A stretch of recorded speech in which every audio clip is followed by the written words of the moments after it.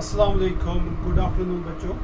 तो हमारे दो लेक्चर्स हो गए किस पे, बाइनोमियल थ्योरम पे। ठीक है, तो बहुत ही ब्रीफली हमने उसको किया था डिस्कस दोनों लेक्चर्स में से, और कुछ इंपॉर्टेंट रिजल्ट्स हमें मिले थे जिनसे हमने बहुत सारे ऑब्जेक्टिव्स मिलने वाले हैं। ठीक है, तो हम आगे चलेंगे विदाउट वेस्टिंग एनी टाइम।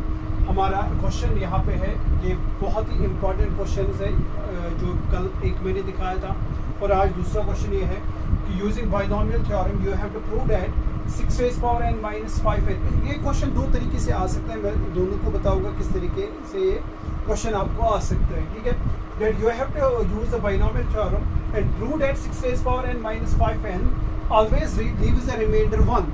यानी कि 6 raised power n minus 5n को जब आप डिवाइड करोगे किससे, 25 से, तो ये जो टर्म है ये ऑलवेज रिमाइंडर रखेगी 1। क्या रखेगी, हम इसको पहले प्रूव कर लेंगे, फिर थोड़ी सी एक छोटी सी एक दो एग्जांपल्स देंगे कि हम देखेंगे कि क्या वाकई में ये जो टर्म है ये n ये रिमाइंडर 1 आता है इसका, जब हम इसको डिवाइड किससे करते हैं, 25 से। ना सी हमारे पास क्या है, 6 raised power n minus 5। मैं इस 6 को लिख सकता हूँ 1 plus 5 raised power n, sure 1 plus 5 is 6 minus 5n तो अपना है। यहाँ पे हम लगाएंगे बाइनोमियल थ्योरम, इज इट?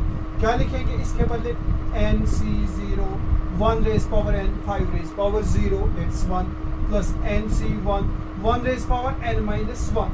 यानी कि 1 का कोई भी पावर आएगा, क्योंकि 1 जो है इसका n आएगा, फिर n minus 1 n minus 2 n minus 3, ठीक है, लास्ट में आएगा 1 raised power 0। यानी कि 1 का जो भी पावर अप हो गया उसका वैल्यू आएगा 1, और 5 का वैल्यू जो है वो बढ़ता जाएगा। यहाँ पे 5 raised power 0, यहाँ पे आएगा 5 raised power 1, फिर क्या आएगा nc2, फिर आएगा 5 raised power 2, इज इट? फिर आएगा nc3 5 raised power 3 plus so on, plus आएगा ncn 5 raised power n, और हम अपना -5। ठीक है, इस साइड क्या है, 6 raised power n minus 5n।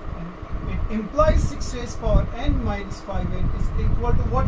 nc0 आपको पता है 1 के बराबर होता है, nc1 होता है n के बराबर, ncn किसके बराबर होता है, n।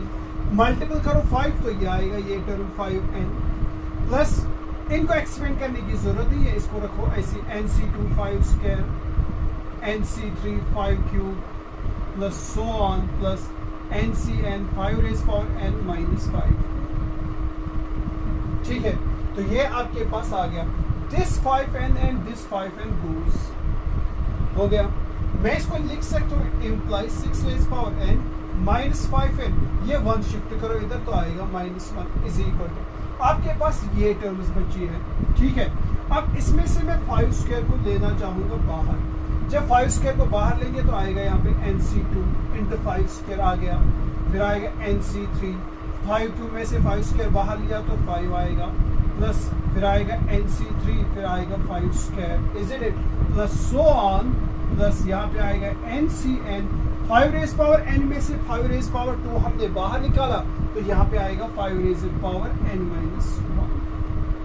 देखो 5 raised power n minus 1 को 5 स्क्वायर से कर लो, 5 raised power n minus 1 को 5 स्क्वायर से कर लो, आप मल्टीपल बेसिस और सेम पावर्स होंगे ऐड, तो ये आएगा 5 raised power n plus 1, जो कि हमारे पास है एक्चुअल में, सॉरी 5 raised power n है, 5 raised power nc3 nc4 5 square, अच्छा n है, n सॉरी हमारे पास है,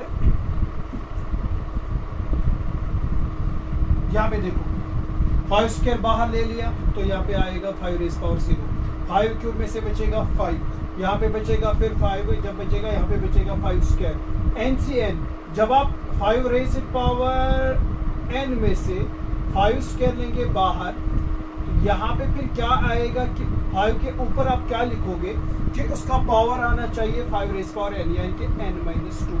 जब आप इनको ऐड करोगे, बेसिस आर सेम, पावर्स होंगे ऐड, ये आएगा 2 plus n minus 2, 2 कैंसिल, वो आएगा raised power n, तो यहाँ पे बचेगा सिर्फ 5 raised power n minus 2, ना कि 5 raised power n minus 1। ठीक है, यानी कि जब आप इसको इस 5 स्क्वायर से मल्टीपल देंगे ना, तो आपके पास ऊपर सारे टर्म्स एज इट्स आनी चाहिए। आएगा nc2 5 स्क्वायर, आएगा nc3 5 raised power 3, जो इसके बाद टर्म होगी वो आएगी 5c4 5 raised power 4, 4 से 5 स्क्वायर लिया बाहर तो यहाँ पे बचेगा 5 square plus so on NCN 5 raise power n है ना, इसमें स्क्वायर मैंने बाहर लिया तो यहाँ पे बचेगा 5 raise power n minus 2 2 cancel, वो वापस आएगा 5 रेज पावर n। ठीक है, it implies that 6 raise power n minus 5 n minus 1 is equal to 5 5 25। कल के क्वेश्चन की तरह ये जो है यहाँ पे n है एक इंटीजर, n क्या है इंटीजर, कौन सा इंटीजर मैं वो यहाँ पे नहीं बोलने वाला हूँ, मैं लास्ट में बोलूंगा n का वैल्यू क्या होगा। ठीक है, क्योंकि आपको मैं यहाँ पे अगर बताऊंगा तो आप कंफ्यूज होंगे, जब मैं आपको एक एग्जांपल के थ्रू समझाऊंगा तो आप समझेंगे। ठीक है, लेकिन ये जो है जब n इंटीजर है तो ये टर्म इंटीजर आएगी, ये term integer integer integer integer plus integer plus integer plus integer होता है इंटीजर, यानी कि 25 होगा मल्टीपल होगा इंटू n इंटीजर। देखो इसका मतलब ये हो गया, अगर ये क्वेश्चन इस तरीके से अब होगा जो मैंने पहले ही बोला कि prove that 6 raise power n, ये क्वेश्चन ऐसे भी आ सकता है, prove that 6 raise power n minus 5n minus 5 is divisible by 25, ये इस तरीके से भी आ सकता है। Prove that what 6 raise power n minus 5n minus 1 is divisible by 25, ये जो चीज आ गया 6 raise power n minus 5n minus 1 is equal to 25 into integer, इसका मतलब हो गया that 6 raise power n minus 5n minus 1 is divisible by 25, is divisible by 25। हम ट्राई कर लेंगे, हम यहाँ पे देखो, यहाँ पे जो n है ना, दिस शुड बी n जो है ये होना चाहिए ग्रेटर और इक्वल टू 2। देखो क्यों, अगर आप n को दोगे 1, अगर आप n को दोगे 1 आएगा 6 माइनस 5 माइनस 1। ठीक है, तो उसको तो कभी 25 डिवाइड करेगा ही नहीं। बात समझ आ रही है? हमारे पास है 6 raise power n minus 5n minus 1 और हम बोल रहे हैं कि इसको एग्जैक्टली करेगा डिवाइड कौन सा 25, लेकिन n का वैल्यू फिर क्या होना चाहिए, मैं क्या बोल रहा हूँ n का वैल्यू होना चाहिए ग्रेटर और इक्वल टू 2। मैं आप बोलेंगे क्यों ग्रेटर और इक्वल टू 2, मैं तो सर दूंगा n इज इक्वल टू 1। अरे भाई दे दो n इज इक्वल टू 1, जब आप 1 देंगे आएगा 6 raise power 1 is 6 minus 5 minus 1, यह आएगा 6 minus 5 minus 1 is 6 minus 6 is equal to 0, तो 25 को 0 डिवाइड करेगा नहीं। ठीक है, 0 को 25 डिवाइड करेगा नहीं, तो इसीलिए यहाँ पे n जो है वो होना चाहिए किसके, ग्रेटर और इक्वल टू 2 न सी। मैं क्या बोल रहा हूँ कि इसका मतलब क्या हो गया, इसका मतलब हो गया कि 6 raise power n minus 5n minus 1 जो है इसको एग्जैक्टली करेगा डिवाइड कौन 25 when n should be greater और इक्वल टू 2।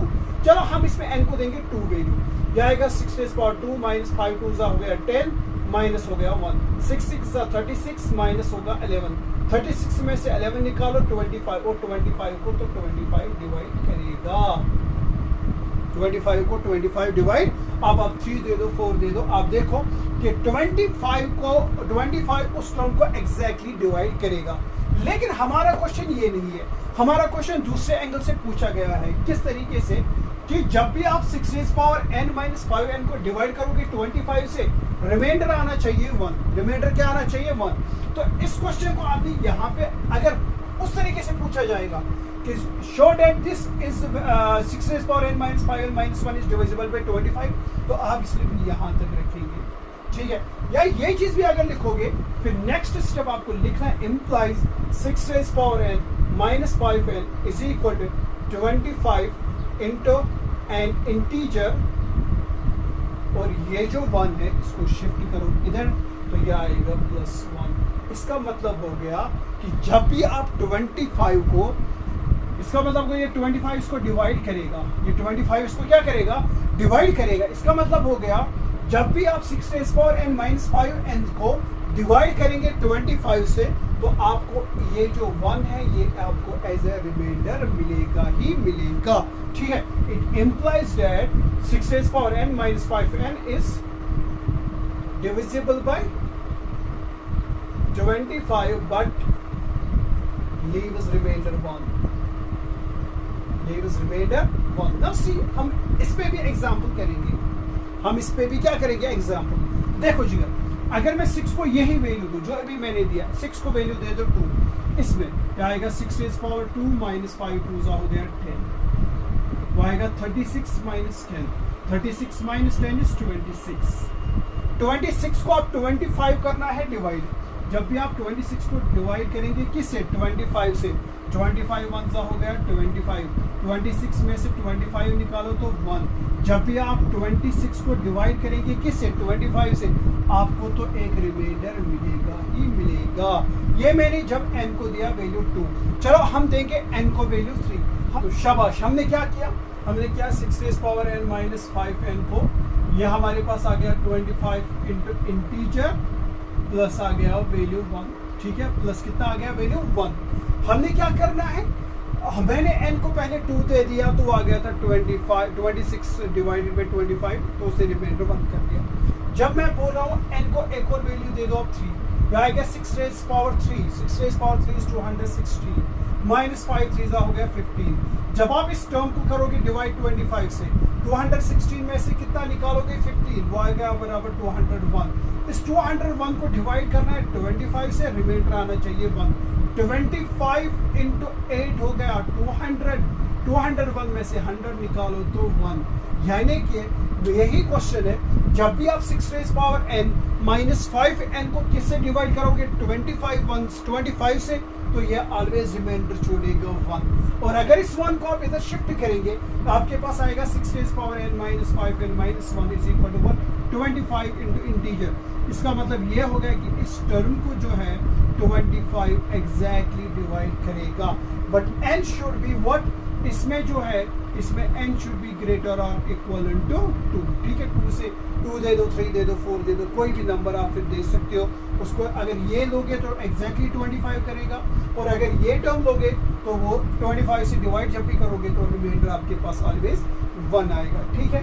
तो आगे बढ़ेंगे, ये एक और क्वेश्चन है, आपको करना है prove that summation r goes from 0 to n NCR 3 raise power r is equal to 4 raise power n। ज्यादा मुश्किल नहीं है, 2-3 लाइंस में इसका आंसर होगा। आपको पता है वही लो, अगर आप लेंगे 1 plus X raise power n का एक्सपेंशन, याद है किसी को कि दिखाया भी मैंने, nc0 plus nc1 x plus nc2 x square plus so on plus ncn x rays power n, is it? और can I write this 1 plus X raise power n को मैं लिख सकता हूँ summation r goes from 0 to n NCR x rays power r। देखो r को 0 दे दो तो आएगा NC0 x rays power 0 is 1, तो ये आ गया x रेज़ पावर 0 है। 1 दे दो r को, ये 0 से 1 जाएगा 0, फिर 1 दे दो NC1 x rays power 1, and फिर 2 दे दो NC2 x rays power 2, NC3 x rays power 3, last term जाएगी n तक, तो NCN r को देना है n, तो आएगा NCN x rays power n, is it? यहाँ पे मैं करना चाहूंगा put x is equal to 3, put x is equal to 3, यह आएगा 1 plus 3 raise power n is equal to summation r goes from 0 to n NCR, और x को मैं दे रहा हूँ value r 3 raise power r, it implies 3 plus 1 is 4 raise power n is equal to summation r goes from 0 to n NCR 3 raise power r। इस तरीके से हमारा ये जो क्वेश्चन है ये सॉल्व हो चुका है, बहुत इजी था। तो किसी को बच्चे ने ये क्वेश्चन भेजा था मुझे कि सर इसका जो है प्रूफ दिखाइए कि ये किस तरीके से आता है, ठीक है, तो दे आपके लिए है।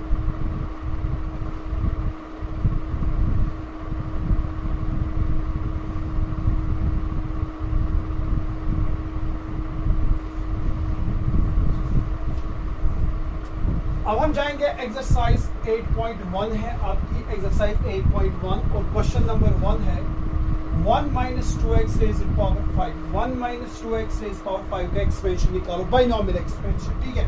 आप इसको लिख सकते हो ना 1 plus minus 2x rays power 5 लिख सकते हो, लगा दो बाइनोमियल थ्योरम, ठीक है।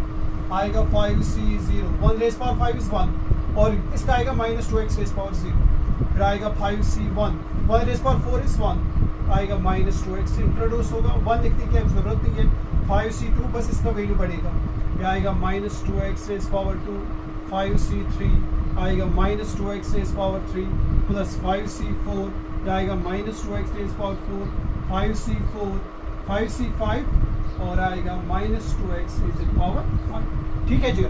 तो आपके पास क्या आएगा, 5c0 होता है 1, 5c1 होता है 5 और मल्टीपल है माइनस 2x, 5c2 होता है 10, ठीक है, और ये आएगा माइनस इवन पावर है, 2 2 4 एक्स स्क्वायर। या आएगा 5c3 भी होता है 10, या आएगा माइनस 2 2 4 2 8 एक्स क्यूब। क्योंकि ऑड पावर है तो माइनस साइन रहेगा, इवन पावर होगा तो पॉजिटिव बनेगा। प्लस 5c4 का वैल्यू आएगा आपके पास 5, और 5c चलो यहाँ पे लिखेंगे 5c4 का वैल्यू आएगा 5, इसका आएगा पॉजिटिव वैल्यू क्योंकि इवन पावर है। 2 2 4 2 8 2 16 आएगा 16x raise power 4। 5c5 value का वैल्यू आएगा 1, 5c5 इज 1, या आएगा minus 2 raise power 5 is 32x raise power 5।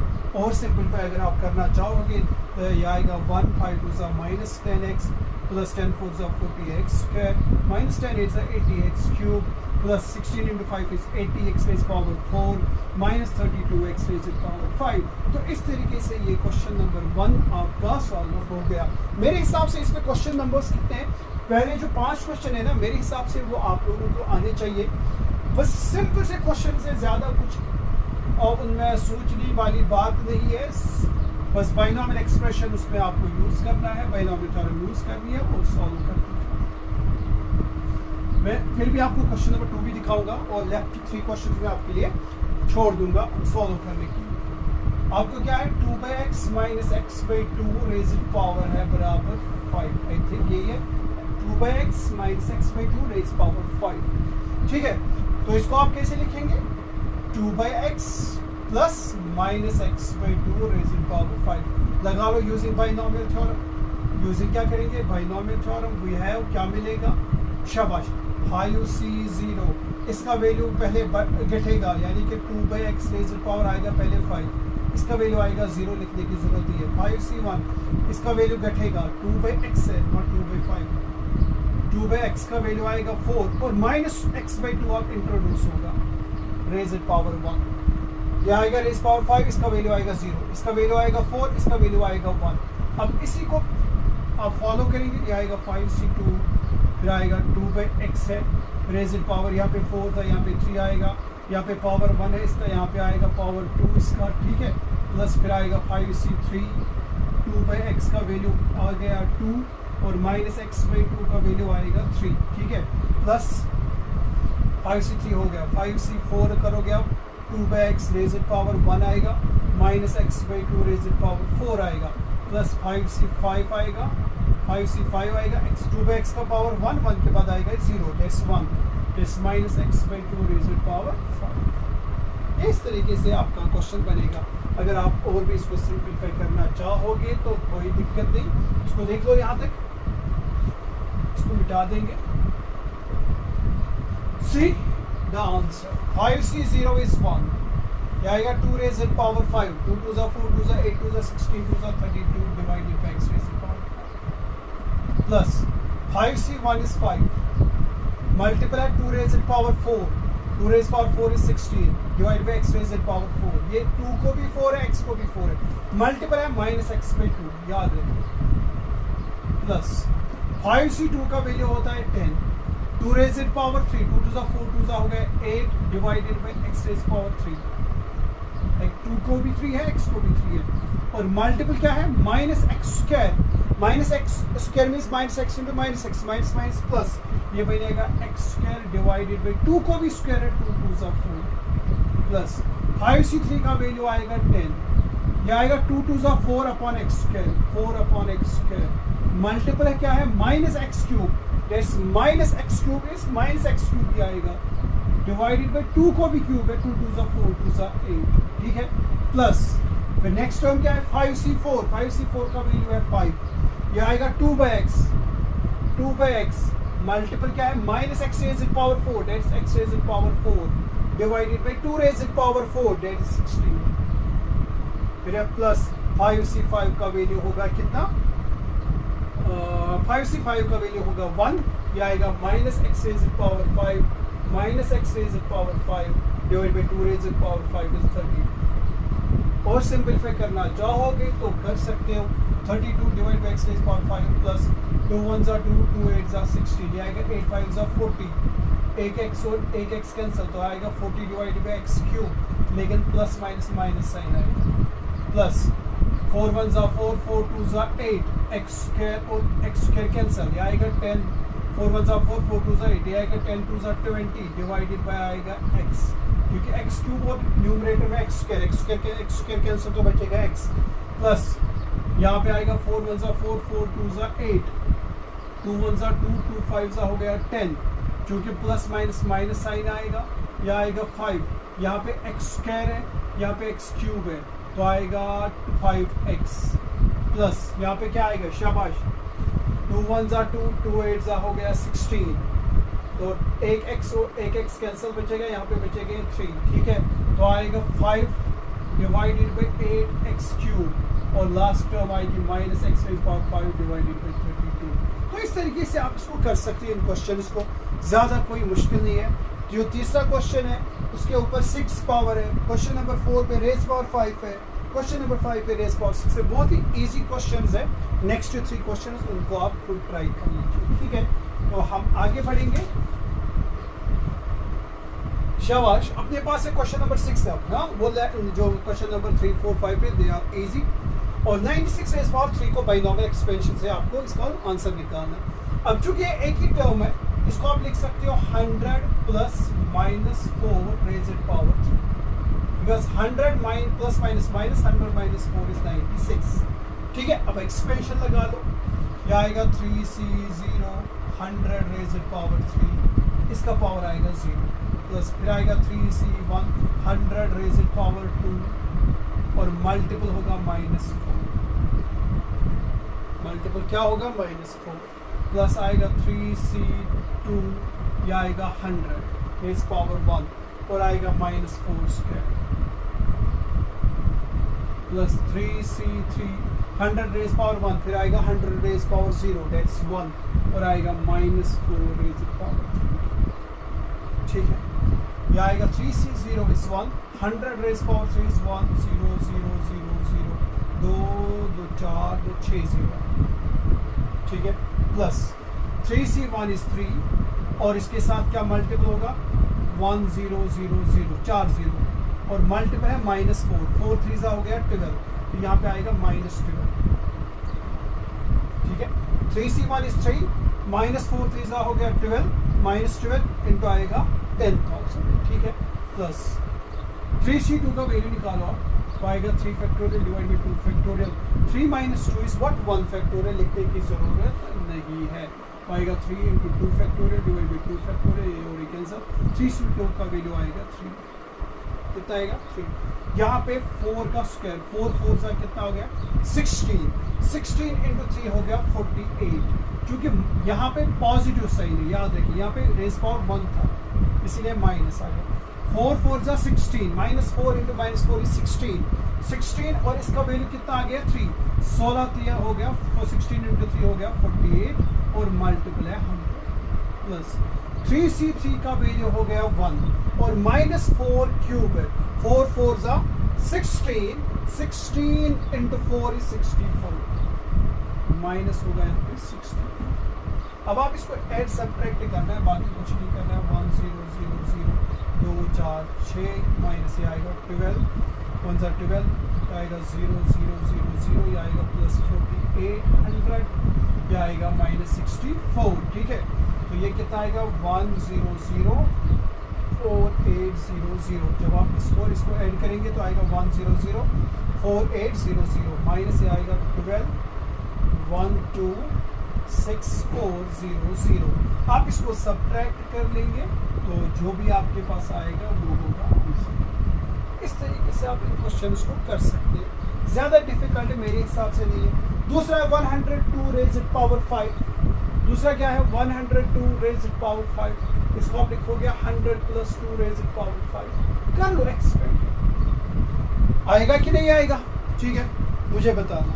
फिर दूसरा क्या है 101 रेज़ड पावर 4, 101 रेज़ड पावर 4, देखो 100 प्लस 1 रेज़ड पावर 4, कर लो एक्सपेंड ऐसे ही जैसे ये, ठीक है। फिर लास्ट इज 99 रेज़ड पावर 5, 99 रेज़ड पावर 5, देखो 100 माइनस 1 रेज़ड पावर 5, कर लो एक्सपेंड, ठीक है। तो मेरे हिसाब से जो ये क्वेश्चन नंबर्स कितने कहाँ से थे कहाँ तक, 1 से लेकर 9 तक, 1 से लेकर 9 तक बहुत ईजी है। ठीक है, मैंने क्वेश्चन नंबर 1 दिखाया, 2 दिखाया मैंने, फिर 4, 5, 6 आप कर सकते हो उसी पैटर्न पे, फिर मैंने क्वेश्चन नंबर 6 उठाया। ठीक है, अब नेक्स्ट इज वहाँ 100 2 रेज पावर 5, 100 + 2 लगा लो एक्सपेंड। ठीक है, तो मेरे हिसाब से नेक्स्ट 2-3 क्वेश्चन आप कर सकते हो।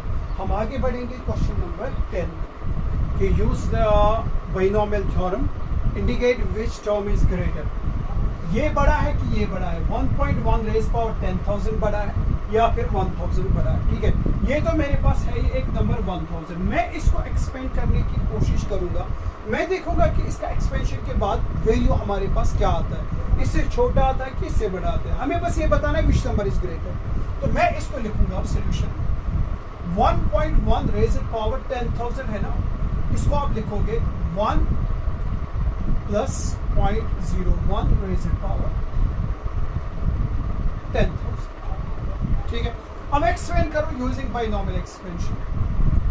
बाइनोमियल एक्सपेंशन लगाओ, जब आप बाइनोमियल एक्सपेंशन लगाएंगे आएगा 10,000 C0 पहले और 1 रेज पावर आएगा 10,000, 0.1 रेज पावर 0 आएगा, लिखने की जरूरत नहीं, आएगा 10,000 C1, इसका पावर घटेगा, आएगा 1 रेज पावर कितना, चलो 1 रेज पावर 10,000 इज 1। ठीक है, तो हम खुद को परेशान क्यों कर रहे हैं, 1 रेज पावर 10,000 इज 1, देखो 10 C0, यहाँ पे फिर एक कम होगा, आएगा 9,999, 1 रेज पावर 9,999 इज अगेन 1, लेकिन ये इंट्रोड्यूस होगा 0.1, यहाँ पे आएगा 0.1 रेज पावर 0, फिर क्या आएगा 10,000 C2, 0.1 raised power 2, isn't it, plus so on, last पे जाएगा 10,000 C 10,000, 0.1 raised power 10,000, ये चीज आएगी। मैं इसको लिखना चाहूंगा what's 10,000 C0, that is 1, isn't it, plus what is 10,000 C1, that's 10,000 into है 0.1 को मैं लिखूंगा 1/10। ठीक है, प्लस हायर टर्म्स, आगे आपको करने की जरूरत नहीं, प्लस हायर टर्म्स। मैं इसको लिखूंगा 1 प्लस 1010 कैंसिल, यह आएगा 1000 into 1, that's 1000 plus higher terms,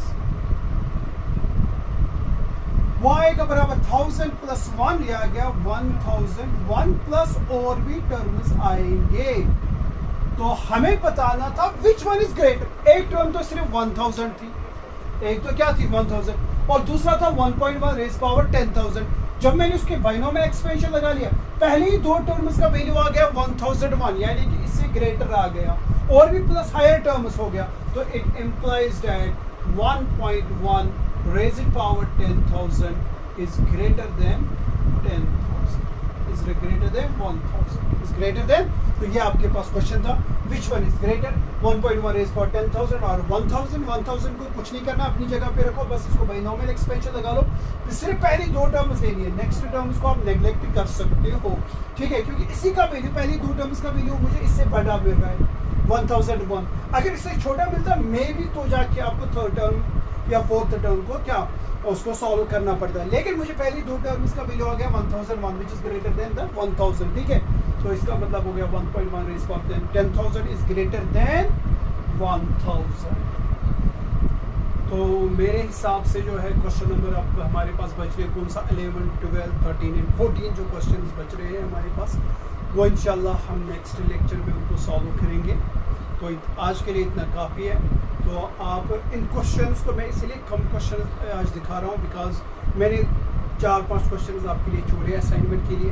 तो जब तक आपके पास नेक्स्ट लेक्चर आएगा, try to solve these questions, और नहीं कोई आएगा पर्सनल मैसेज भी कर सकते हो, फेसबुक व्हाट्सएप पे भी आप मुझे मैसेज कर सकते हो कि सर ये क्वेश्चन नहीं आ गया, ये हमें दिखा दीजिएगा। ठीक है, और जो भी प्रीवियस लेक्चर्स है उनको ज़्यादा फोकस कर लो आप, क्योंकि एक्सरसाइज तो बहुत ईजी है, ये उतना डिफिकल्ट होते नहीं है। ठीक है, लेकिन प्रीवियस लेक्चर्स पे जो जो इम्पोर्टेंट पॉइंट्स हैं उनको आप अपनी कॉपी पे रख के नोट डाउन कर लीजिए। ठीक है, तो इंशाल्लाह नेक्स्ट लेक्चर में हम फिर से मिलेंगे, तब तक के लिए।